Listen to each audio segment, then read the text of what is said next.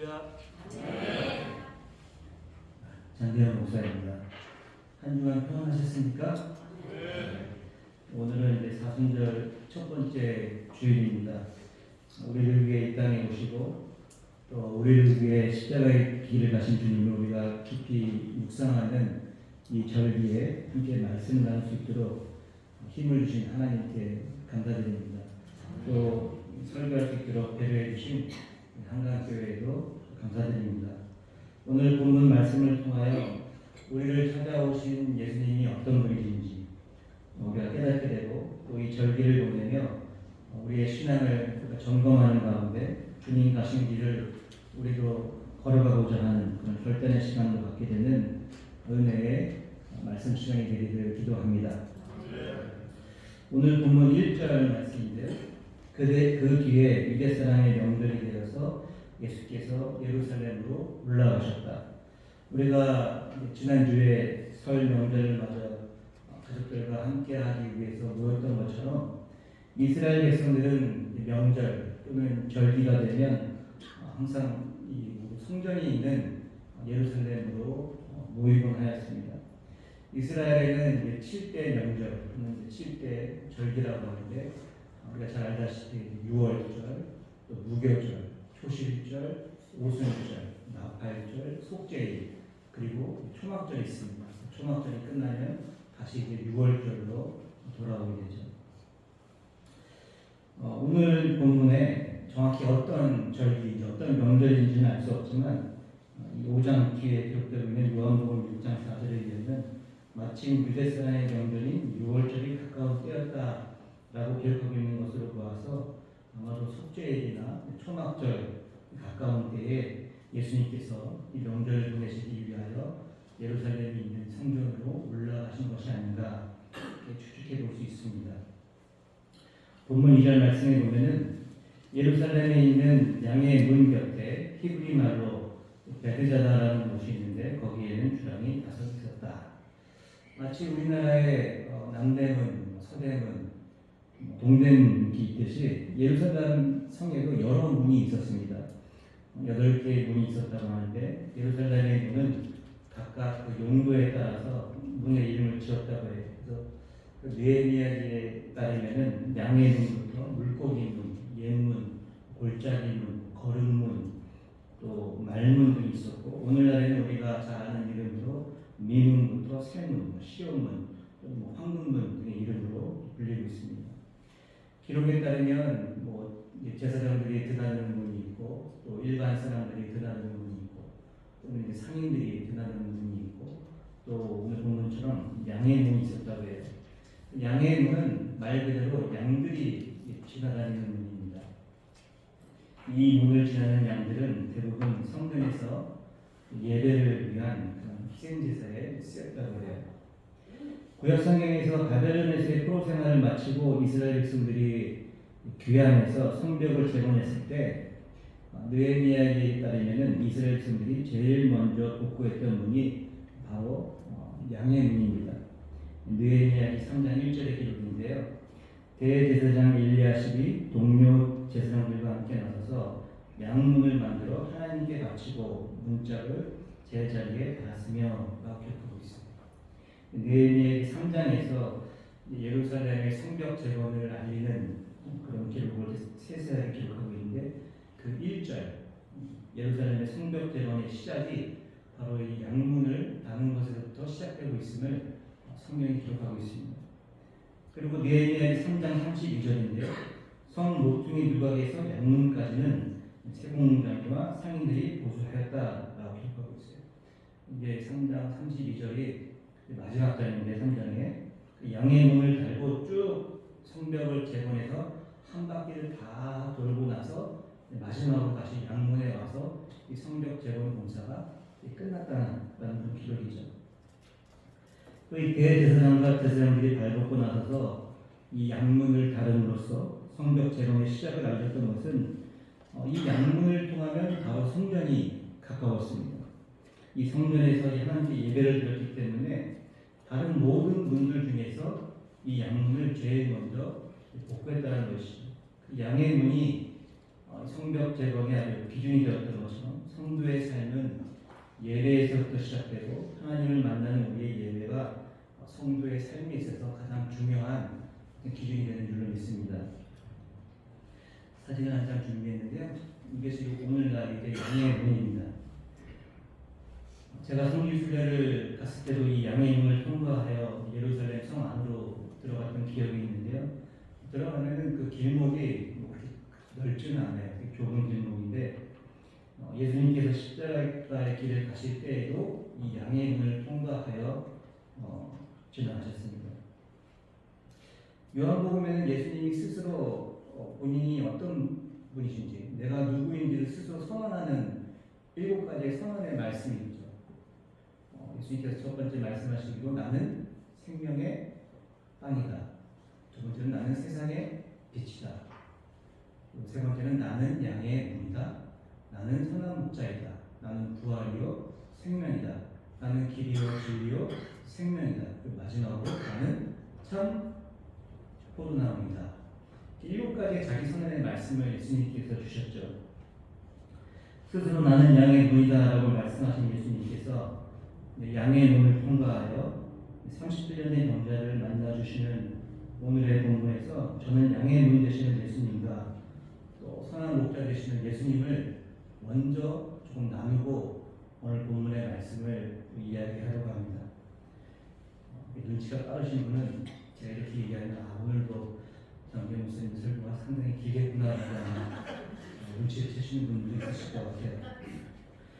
나는 양의 문이다라는 예수님의 이 자기 선언의 말씀을 우리가 잘 좀 이해하기 위해서는 먼저 고대 중동 팔레스타인 지역에서의 그 양 무리에 대한 개념을 좀 먼저 우리가 알 필요가 있어요. 예수님 시대에는 양을 기르는 집집마다 양 무리를 따로 보관하는 것이 아니라 마을이나 도성에서 양을 기르는 모든 사람들이 함께 사용하는 그런 공동 무리가 있었습니다. 집집마다 어떤 집은 양이 뭐 3마리가 있을 수 있고 어떤 집은 뭐 4마리, 조금 부유한 집은 10마리, 20마리 이렇게 있는데 그 집집마다 자기네 집 앞에 양 무리를 이렇게 만드는 것이 아니라 그 모든 양들을 그 마을에서 공동으로 울타리를 만들어서 그 모든 양들 거기에 두고 그 양들을 지키는 문지기를 또 마을이나 도성에서 고용해서 그 양들을 지키겠다는 것이에요. 요한복음 10장 1절에서 또 5절까지의 말씀을 보면 예수님께서 말씀하시는 양 무리는 바로 이런 공동 무리를 의미하고 있습니다. 사진을 또 한 장 준비했는데요. 이것은 저희 이제 큰애 하람이가 이제 그림을 그려줬어요. 지금 이제 시험 기간인데 제가 설명을 좀 해줬거든요. 이 공동 무리가 있고 문지기가 있다 했더니 문지기를 또 무슨 어디 찔러 문지기처럼 그려줬어요. 그래서 문지기가 딱 지키고 있고 이제 목자가 이제 가면은 이 문지기가 이 목자를 알아보고 들어가게 해주죠. 그럼 목자가 자기 양을 불러서 그 양들을 데리고 나간다라는 그 같은 이제 그림입니다. 그 마을 안에 있는 공동 울타리를 이제 그려준 그림이에요. 매일 아침에는 이 공동우리를 지키고 있는 문지기로 가면 이 문지기가 양을 맡아준 목자들을 알아보고 한 명씩 이제 목자들을 안으로 들여보내주죠. 그런 목자들이 자기 양떼를 부르면 양 무리에 섞여있던 수백 또는 수천 마리의 양들 중에서 이 자기를 부르는 그 목자의 음성을 알아듣고 양들이 그 목자 앞으로 나온다는 것이에요. 그런 목자로 그 양들을 알아보고 데리고 나간다는 것이죠. 이러한 이해를 가지고 요한복음 10장 1절부터 5절까지의 말씀을 함께 보시겠습니다.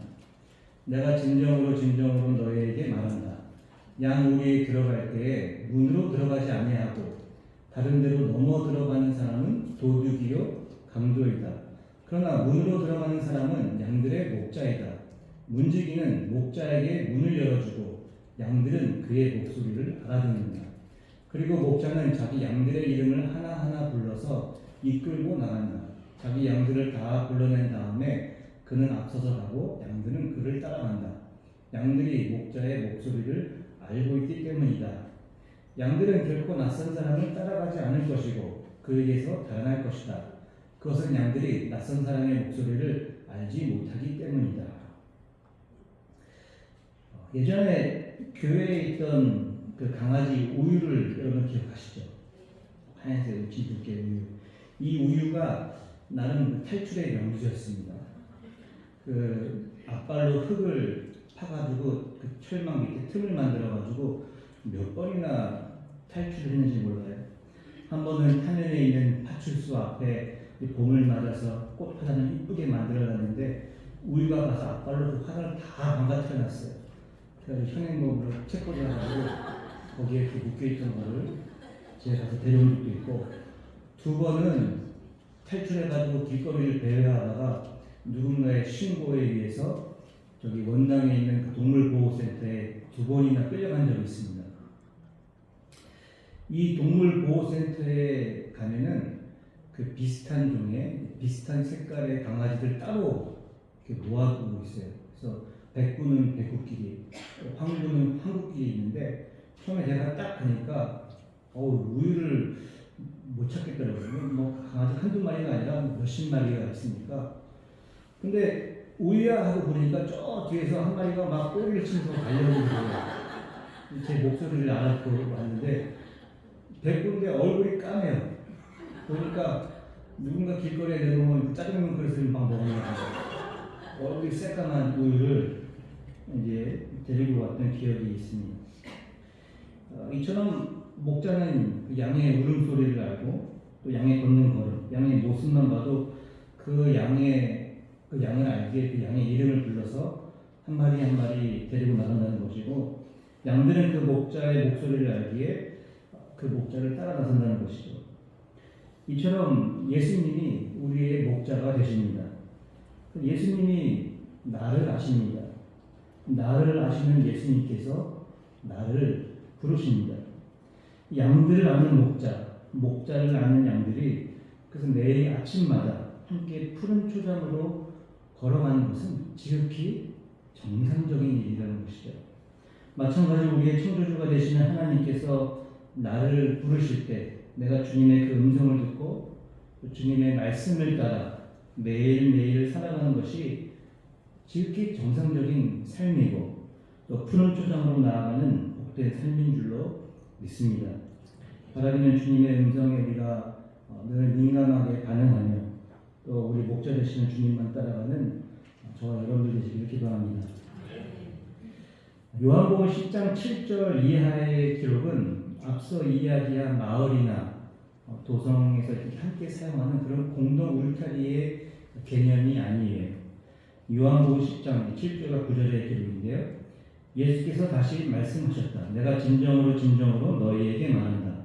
나는 양이 드나드는 문이다. 나보다 먼저 온 사람은 다 도둑이고 강도이다.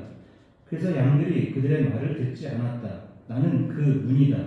누구든지 나를 통하여 들어오면 구원을 얻고 드나들면서 꼴을 얻을 것이다. 항상 마을이나 도동 주변에 있는 푸른 초장에서 풀을 먹으며 집으로 복귀하면 참 좋겠지만, 때로는 그 푸른 초장에 이미 다른 양들이 있어서 자리가 없거나 또는 계절에 따라서 마을이나 도성에서 아주 멀리 떨어진 곳에 가서 양들이 풀을 뜯어야 할 때도 있었습니다. 창세기 37장 12절과 13절의 기록인데요. 야곱과 요셉의 대화입니다. 그의 형들은 아버지의 양떼를 치려고 세겜 근처로 갔다. 이스라엘이 요셉에게 말하였다. 내가 알고 있듯이 너의 형들이 세겜 근처에서 양을 치지 않느냐? 내가 너를 너희 형들에게 좀 보내야겠다. 요셉이 대답하였다. 다녀오겠습니다. 이 기록을 보면 이제 야곱의 아들들이 세겜 근처에까지 가서 양을 치게 되는데, 이때에 그 야곱의 집은 헤브론이었습니다. 헤브론 골짜기에 머물고 있었는데, 헤브론에서 세겜까지는 약 4일에서 5일 정도의 어떤 거리가 있는 그 거리였죠. 그래서 꽤 먼 곳까지 양들을 이제 치러 나가는 그런 모습을 성경에서 기록하고 있는 것을 보게 됩니다. 다음 사진 한 장 볼게요. 이건 이제 저희 둘째 하나가 그린 그림이에요. 컴퓨터로 그림을 그려가지고 좀 다르죠. 이처럼 마을이나 이제 도성을 떠나 멀리 야외에서 잠을 자게 될 경우에는 양들을 위해서 임시로 들판에다가 울타리를 만들어야 했어요. 급하게 돌 또는 나무를 엮어가지고 이제 울타리를 만들게 되죠. 주로 돌을 쌓아서 울타리를 만들곤 했는데 이때 문은 따로 만들지 않았다고 해요. 바로 목자가 그 문이 된다는 것입니다. 양들이 안전하게 울타리 안으로 들어오고 나면 목자가 이제 그 자리에 서 있거나 앉아서 이제 양들을 사나운 짐승들로부터 밤새 지킨다는 것입니다. 저기 왜 끝에 보면 검은색 짐승들 보이죠? 저기 늑대라고 표현한 것 같아요. 늑대나 이리가 양들을 노리는데 목자가 못 들어오게 문이 되어서 지킨다는 것이죠. 예수님께서 자기 선언의 말씀으로 주신 나는 양의 문이다 는 바로 이것을 이야기하는 것입니다. 주님께서 목자로서 이처럼 양이 드나드는 양의 문이 되신다는 것이에요. 사무엘기상 17장 33절과 35절의 기록에 그러나 사울은 다윗을 말했다. 그만두어라. 내가 어떻게 저자와 싸운다 말이냐. 저자는 평생 군대에서 뼈가 굵은 자이지만 너는 아직 어린 소년이 아니냐. 그러나 다윗은 굽히지 않고 사울에게 말하였다. 임금님의 종인 저는 아버지의 양떼를 지켜왔습니다. 사자나 곰이 양떼에 달려들어 한 마리라도 물어가면 저는 곧바로 뒤쫓아가서 그놈을 쳐 죽이고 그 입에서 양을 꺼내어 살려내곤 하였습니다. 그 짐승이 저에게 덤벼들면 그 턱수염을 붙잡고 때려 죽였습니다. 다윗이 골리앗과 싸우러 나가기 전에 사울과 대화하는 장면이에요. 그 양의 문이 되는 목자는 이처럼 목숨을 걸고 자기의 양을 지킵니다. 양의 문이 되는 목자는 밤새 졸지도 아니하고 잠을 자지도 아니하고 뜬 눈으로 그 양들을 지킨다는 것이에요. 시편 121편 4절과 8절의 기록입니다. 이스라엘을 지키시는 분은 졸지도 않으시고 주무시지도 않으신다. 주님은 너를 지키시는 분, 주님은 내 오른쪽에 서서 너를 보호하는 그늘이 되어주시니 낮의 햇빛도 너를 해치지 못하며 밤의 달빛도 너를 해치지 못할 것이다. 주님께서 너를 모든 재난에서 지켜주시며 내 생명을 지켜주실 것이다. 주님께서는 내가 나갈 때나 들어올 때나 이제부터 영원까지 지켜주실 것이다. 사랑하는 성도 여러분, 양들이 그 목자의 음성을 따라서 안전한 푸른 초장에서 풀을 뜯을 때도 있지만 때로는 안전한 마을과 그 도성을 벗어나서 위험이 있을 수 있는 저 멀리 나아갈 수밖에 없는 것처럼 우리의 인생도 그러합니다. 우리의 인생도 언제나 안전한 울타리가 아니라 때로는 내가 알지 못하는 곳으로, 때로는 사자나 곰처럼 사망의 위협이 있는 죽음의 그늘 골짜기로 두려운 상황 가운데로 우리가 걸어갈 때도 있다라는 것이죠. 마치 시편 23편의 기록과 같지요. 양들이 이러한 상황에서 살아남을 수 있는 길은 그 양의 문이 되시는 그 목자의 음성을 듣고 목자를 향해 달려오는 것입니다. 그리고 양의 문이 되는 나의 목자를 믿고 그 안으로, 그 문 안으로 들어가는 것이에요. 이 울타리 안으로 들어갈 때 그 양은 목자를 통해 꼴을 얻으며 살 수 있는 것입니다. 그래서 하나님의 자녀는 세상 안에서 살아가는 것이 아니라 예수 안에서만 살아갈 수 있는 것입니다. 우리를 위해 기꺼이 양의 문이 되시는 주님을 여러분 믿으십시오. 주님께서 우리에게 베푸실 은혜를 기대하며 주님의 품 안으로 들어오십시오. 그래서 양의 문 되시는 주님을 통해 구원의 기쁨을 누리는 어떤 사순절 절기가 되기를 기도합니다. 요한복음 10장 11절의 기록에 보면은 예수님의 네 번째 선언의 말씀이시죠. 나는 선한 목자이다. 선한 목자는 양들을 위하여 자기의 목숨을 겁니다. 예수님께서 선한 목자이신 이유는 주님께서 양들을 위해 스스로 목숨까지 버리시기 때문이라고 성경은 기록하고 있습니다. 예수님께서 걸어가신 길, 그 십자가의 길은 예수님께서 스스로 원해서 가신 자발적으로 온몸을 내어주신 십자가의 길임을 요한복음 10장은 기록하고 있습니다. 11절, 15절, 17절, 그리고 18절에서 예수님은 4번에 걸쳐서 주님께서 우리를 위해 기꺼이 목숨을 버리신다고 기록하고 있어요. 그 가운데 18절 기록입니다. 아무도 내게서 내 목숨을 빼앗아가지 못한다. 나는 스스로 원해서 내 목숨을 버린다. 나는 목숨을 버릴 권세도 있고 다시 얻을 권세도 있다. 이것은 내가 아버지께로부터 받은 명령이다. 예수님께서 스스로 원해서 가신 이 길에는 굉장한 고통과 고난이 있었습니다. 예수님은 당신의 제자로부터 배반당하셨죠. 로마의 군대 병정들과 성전의 경비병들에게 묶인 몸이 되셨습니다.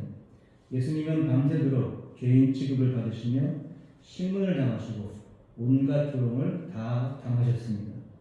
대제사장 가야바에게 끌려가셔서 그 앞에서 신문을 당하셨어요. 마태복음 26장 67절과 68절의 기록인데요.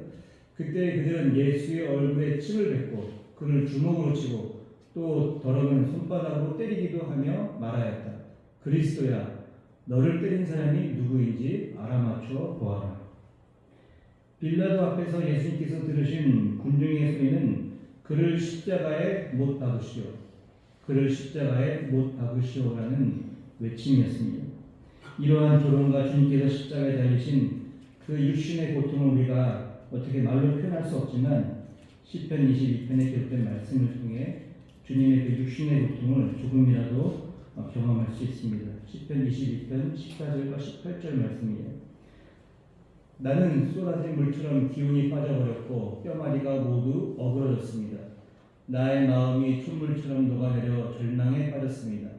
나의 입은 옹기처럼 말라버렸고 나의 혀는 입천장에 붙어있으니 주님께서 나를 완전히 매장되도록 내버려 두셨기 때문입니다. 걔들이 나를 둘러싸고 악한 일을 저지르는 무리가 나를 에워싸고 내 손과 발을 묶었습니다. 뼈마디 하나하나가 다 셀 수 있을 만큼 앙상하게 드러났으며 원수들도 나를 보고 즐거워합니다. 나의 겉옷을 원수들이 나누어 가지고 나의 속옷도 제비를 뽑아서 나누어 가집니다. 만왕의 왕이 되시는 예수님께서, 만물의 상속자가 되시는 예수님께서 이와 같은 모습으로 십자가의 길을 가시는, 십자가에 달리심은 바로 양떼가 되는 우리들, 사람들 때문이라고 성경은 기록하고 있어요. 베드로전서 3장 18절 기록입니다. 그리스도께서도 죄를 사하시려고 단 한 번 죽으셨습니다. 곧 의인이 불의한 사람을 위하여 죽으신 것입니다. 그것은 그가 육으로는 죽임을 당하시고 영으로는 살리심을 받으셔서 여러분을 하나님 앞으로 인도하시려는 것입니다. 그런데 그때 사람들은 어떤 존재였습니까? 성경은 불의한 사람들이었다고 기록하고 있죠. 로마서 1장 29절과 31절 말씀. 사람들은 온갖 불의와 악행과 탐욕과 악의로 가득 차 있으며 시기와 살이와 분쟁과 사기와 저기로 가득 차 있으며 수군거리는 자요, 중상하는 자요, 하나님을 미워하는 자요, 불순한 자요, 오만한 자요, 자랑하는 자요, 악을 꾸미는 모략꾼이요, 부모를 거역하는 자요, 우매한 자요, 신의가 없는 자요, 부정한 자요, 무자비한 자입니다. 이러한 사람들은 하나님의 심판의 때에 그 받을 진노를 스스로 또 쌓아 올리고 있다고 성경은 기록하고 있어요. 로마서 2장 5절 말씀에 그들은 완고하여 회개할 마음이 없으니 하나님의 공정한 심판이 나타날 진노의 날에 자기가 받을 진노를 스스로 쌓아 올리고 있는 것입니다. 그래서 각 사람은 하나님의 심판으로부터 자유로울 수가 없는 것이죠. 우리 모두는 하나님의 진노하심에 따라 심판을 받을 수밖에 없는 그와 같은 존재들이라는 것입니다. 그런데 놀랍게도 로마서 5장 9절 말씀이에요. 그러므로 지금 우리가 그리스도의 피로 의롭게 되었으니 그리스도로 말미암아 하나님의 진노에서 구원을 얻으리라는 것은 더욱 확실합니다. 내가 받을 수밖에 없는 하나님의 그 진노를 예수 그리스도께서 십자가 위에서 나를 위하여, 우리를 위하여 다 받으셨다는 것이죠. 내가 걸어갔어야 할 그 길, 내가 짊어졌어야 할 그 십자가를 내가 아직 죄인 되었을 때, 내가 그 불의한 사람이었을 때 나를 위하여 예수님께서 대신 십자가를 지시고 양의 문을 통과하여 골고다 언덕을 걸으셨다는 것입니다. 나의 부족함을 아시는 예수님, 나의 한계를 아시는 예수님, 나의 죄악된 마음을 아시는 예수님, 교만하고 믿음 없이 늘 의심이 많고 말씀 앞에 불순종하는, 그래서 벌레만도 못한 나를 위하여 예수님은 스스로 원해서 나를 위해 목숨을 버리셨다는 것입니다. 목숨을 버리심으로 나의 죄를 깨끗하게 하시고 나의 삶을 풍성한 삶으로 인도하여 주셨습니다. 그것은 예수님께서 선한 목자가 되시기 때문입니다. 이처럼 양의 문이 되시고 선한 목자가 되시는 예수님께서 38년 된 병자를 만나시기 위하여 이제 양의 문을 지나서 걸어가고 계신 것입니다. 사진 한 장이 있는데요. 이 베드자들 연못입니다. 양의 문을 지나면 아까 말씀드렸다시피 생각보다 좁은 길이 나타나는데 그 오른쪽으로 가면은 베데스다, 표준세변용어로는 베드자드라는 이 못이 나타납니다. 이 베드자다라는 말은 우리가 잘 아는 어원 벳이라는 그 어원이 쓰이는데, 우리가 벳엘 그러면 여러분 무슨 뜻이죠? 엘이 하나님이라는 뜻이고 벳은 집이라는 뜻이죠. 그래서 베델 그러면 하나님의 집.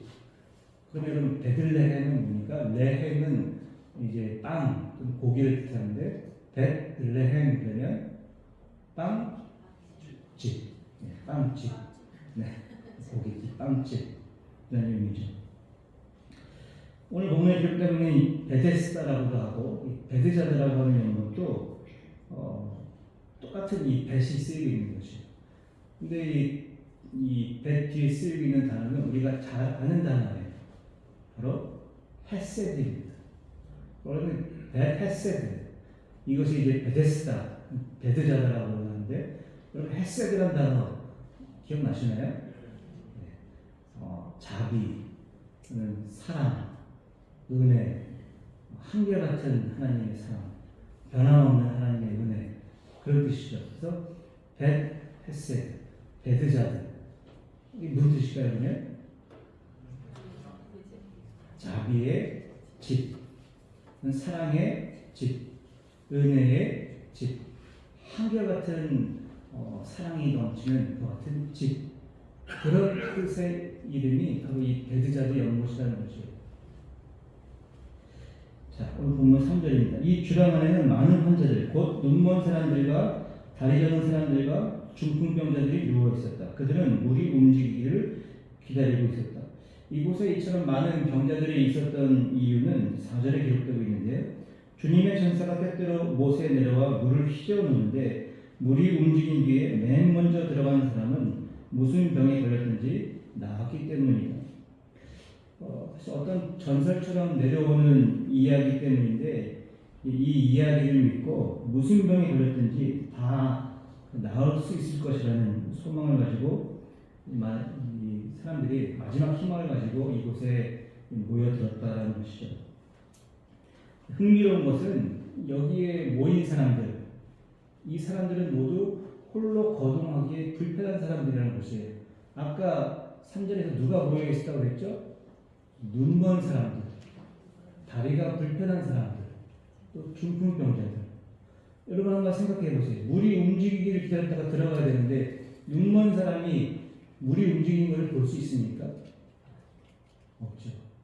다리가 불편한 사람이 어떻게 잘 걸어갈 수가 있겠어요? 중풍병자는 누가 도와주지 않으면 일어서지도 못합니다. 이런 사람들이 물이 움직이기를 기다리고 있었다는 것이 참 아이러니하죠. 그것도 제일 먼저 들어가야 하니까. 이 베드자드 못이 정확히 언제 움직이는지 성경에 기록하고 있지 않죠. 매월 1일이라든지 매달 보름이라든지 매일 정오라든지, 그냥 때때로 주님의 천사가 물을 휘저어놓는 것이 1년에 한 번인지 10년에 한 번인지 알 수 없는 것이죠. 어쩌면 전설처럼 내려오는 이러한 이야기는 아무런 희망도 없이 살아가는 사람들의 그 입에서 전해져 내려오는, 그래서 마지막으로 그냥 아주 작은 희망이라도, 작은 위로라도 받기 위해서 사람들이 지어낸 그런 이야기일 수도 있다는 것이죠. 병자들은 희망을 가지고 이곳에 모여있지만 사실 이곳에는 희망이 없습니다. 오히려 수많은 사람들이 이곳에서 생을 마감하여 했을 것이에요. 병이 치유되어 나가는 것이 아니라 38년 된 병자처럼 오랜 시간 머물러 있지만 치유받지 못하는 곳, 죽어서야 나가는 곳, 그것이 아마도 이 베드자들의 연못이었을 것입니다. 유대인의 절기와 명절은 과거에 하나님께서 행하신 놀라운 은혜와 또 앞으로 약속하신 그 은혜의 땅에 들어가게 될 때 행하실 하나님의 인도하심과 보호하심과 하나님의 구원하심을 믿음으로 예배드리는 그 같은 절기, 명절이었죠. 그 대부분의 사람들은 지금 성전을 올라 하나님께 집중하고 하나님을 바라보고 있었습니다. 그러나 이 중요한 시기에 베드자들 연못에 모여있던 사람들은 하나님이 아닌 물에 집중하며 소망을 품고 있었다는 것이죠. 세상 속에서 이제는 고칠 수 없다라는 그런 질병을 가지고 세상 속에서 이제는 회복될 수 없다라는 그 같은 몸을 가지고 세상 속에서 사람들이 당신은 이제는 예전과 같은 삶을 살 수 없다라는 그 같은 소리를 들으며 어떻게든 살고자 나아온 것은 하나님이 계신 성전이 아니라 이 베드자들이라는 연못이었다는 것입니다. 결국 베드자들에 모인 사람들은 세상 속에서 이루어질 수 없는 헛된 기적을 바라고 나아온 것입니다. 자비의 집, 은혜의 집, 사랑의 집이라는 의미를 가진 장소이지만 자비도, 은혜도, 사랑도 없는 곳에서 물만 바라보는 인생들이 그토록 많았다라는 것이에요. 그 가운데는 38년 동안 병자의 몸으로 전설로 내려오는 이 기적의 사건이 자신에게 이루어지기를 간절하게 바라며 물만을 주시하는 한 사람이 있었죠. 예수님이 이 사람을 보시고 그에게 말씀하십니다. 낫고 싶으냐? 예수님의 질문 앞에 본문 7절에서 병자가 대답합니다. 그 병자가 대답하였다. 주님, 물이 움직일 때 나를 들어서 못에다가 넣어주는 사람이 없습니다. 내가 가는 동안에 남들이 나보다 먼저 못에 들어갑니다. 낫고 싶으냐라는 예수님의 질문 앞에 그냥 예 주님 낫고 싶습니다 라고 대답하면 되는데 이 병자는 좀 원망 섞인 대답만을 하고 있는 것을 보게 되죠. 그 누구도 도와주지 않고 서로 경쟁하며 물만 쳐다보는 이 장소에서 이 사람은 절대로 치유될 수 없고 절대로 회복될 수 없고 절대로 기적이 일어날 수 없는 그 같은 인생을 살아가고 있었습니다. 진정한 기적은 내 옆에서 낫고 싶으냐라고 물으시는 그 주님을 바라보는 것인데 주님을 바라보기보다는 남들을 원망하며 여전히 물이 언제 움직일지 영문만을 주시하고 있는 이 사람을 예수님께서 찾아오셨고 예수님께서 이 사람을 보셨을 때 이미 이 사람을 알고 있었다고 성경은 기록하고 있습니다. 예수님은 우리가 이 땅에서 육적으로만 풍성한 어떤 삶을 사는 것이 아니라 우리가 영적으로 풍성한 삶을 살게 되기를 바라시는 줄로 믿습니다. 본문에서 38년 된 이 병자를 찾아오셔서 이 병자를 고쳐주신 것은 그의 육체의 질병도 질병이지만 그의 영적인 질병을 먼저 바라보셨음을 후에 기록되고 있는 요한복음의 말씀을 통해 보게 됩니다. 요한복음 5장 14절의 기록인데요. 그 뒤에 예수께서 성전에서 그 사람을 만나서 말씀하셨다. 보아라, 내가 말끔히 나았다. 다시는 죄를 짓지 말아라. 그래야 더 나쁜 일이 너에게 생기지 않도록 하여라. 예수님께서 이 사람을 다시 만난 곳은 다른 곳이 아닌 성전이라고 성경은 기록하고 있습니다. 다시는 죄를 짓지 말라고 말씀하시며 그가 지니고 있던 죄의 문제를 해결하신 예수님을 우리가 또 보게 됩니다. 예수님께서 이 사람을 보시고 아셨듯이 주님은 저와 여러분을 아십니다. 우리의 현재 상황과 우리가 눈물로 드리는 기도 제목을 다 알고 계십니다. 우리의 모든 필요를 아십니다. 우리의 부족함과 우리의 한계들도 우리 주님이 다 알고 계십니다. 저는 이 베드자들의 연못을 묵상하면서 문득 제가 2주마다 가는 병원의 항암 주사실이 생각났습니다. 매일 얼마나 많은 사람들이 이 항암 주사실을 찾는지 몰라요. 적어도 한 120, 30명은 한꺼번에 동시에 받을 수 있는 것 같은 큰 규모의 병동인데 이 병자가 너무 많아서 3시간, 4시간 동안 기다려야 할 때가 많습니다. 보통 한 병실에 8명 정도 들어가는데 다양한 나이대에 다양한 암 환자가 들어옵니다. 대장암, 폐암, 위암, 혈액암, 남녀 구분 없이 순서대로 병실을 배정받아 주사를 맞기 시작하죠. 이처럼 다양하고 각자 사양이 있는 암 환자들 중에서 몇 명이나 완치 판정을 받고 이곳을 떠나게 될까? 이런 생각을 하며 항암 약물이 한 방울 한 방울 제 몸속으로 들어가는 것을 응시하며 기다립니다. 마치 유대교의 명절이지만 명절의 분위기를 느끼지 못했던 이 베드자드 연못의 병자들처럼 항암 주사실의 병자들도 명절의 분위기를 느끼기보단 그저 어떻게든 살아보고자 항암 약물을 힘들게 투여받고 있음을 함께 경험하게 됩니다. 죽음, 고통, 눈물, 좌절, 아픔과 후회, 또 상처와 원망이 있는 이 항암 주사실로 우리 예수님께서 찾아와 주실까요? 찾아오셔서 저에게도 내가 낫고 싶으냐라고 우리 주님께서 물어봐 주실까요? 저에게는 이 항암 주사실이 베드자드의 연못입니다. 여러분에게는 현재 베드자드 연못과 같은 그런 장소가 여러분에게 있습니까? 그 장소가 여러분의 마음속에 있든 직장에 있든 가정에 있든 그곳이 어디든 그곳에 우리 주님께서 찾아가 주셔서 여러분을 만나 주시고 반쪽짜리 치유가 아닌 영과 유대의 완전한 치유를 우리 주님께서 해주실 줄 믿습니다. 예수님은 축제의 장, 모든 사람들이 즐거워하며 올라가던 성전이 아니라 베드자드로 가셨습니다. 우리 주님이 그런 분이십니다. 남들은 외면해도 주님은 우리를 외면하지 않으십니다. 끝까지 우리를 찾으시고 책임져 주시는 분이 우리 주님이십니다. 나의 그 베드자드에서 함께 손잡아 주시며 격려하시고 힘 주시는 분이 우리 주님이십니다. 우리를 아시는 예수님, 우리를 위하여 십자가의 길을 가셨습니다. 십자가에서 보혈의 피로 우리의 죄를 깨끗게 하시고 우리를 구원하셨습니다. 십자가에서 주님은 사망못에 이기시고 부활하셨습니다.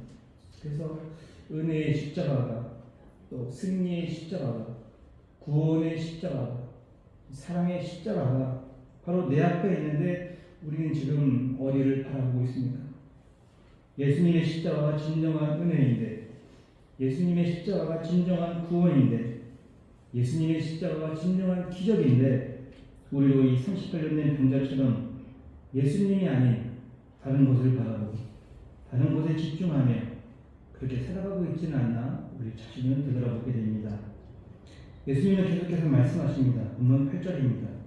예수께서 그에게 말씀하셨다. 일어나서 내 자리를 걷어가지고 걸어가거라.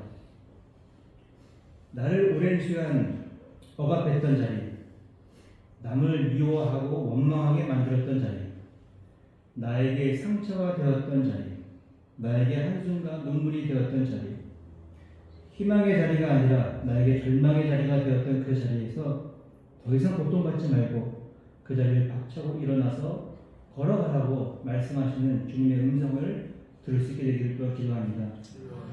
마지막으로 이 사순절을 보내며 우리는 누군가의 아픔, 고통, 고난을 외면한 채 우리만 성전에서 예배하며 축제의 장소에 머물러 있는 것은 아닌지 생각하게 됩니다. 예수님은 성전이 아닌 남들이 외면하던 베드자드에서 하나님의 일을 하셨습니다. 바라기는 우리도 어려운 일 당한 이웃을 살펴보고 주님처럼 하나님의 일하심을 드러내는 그런 귀한 사순절 절기가 되기를 기도합니다. 감사합니다.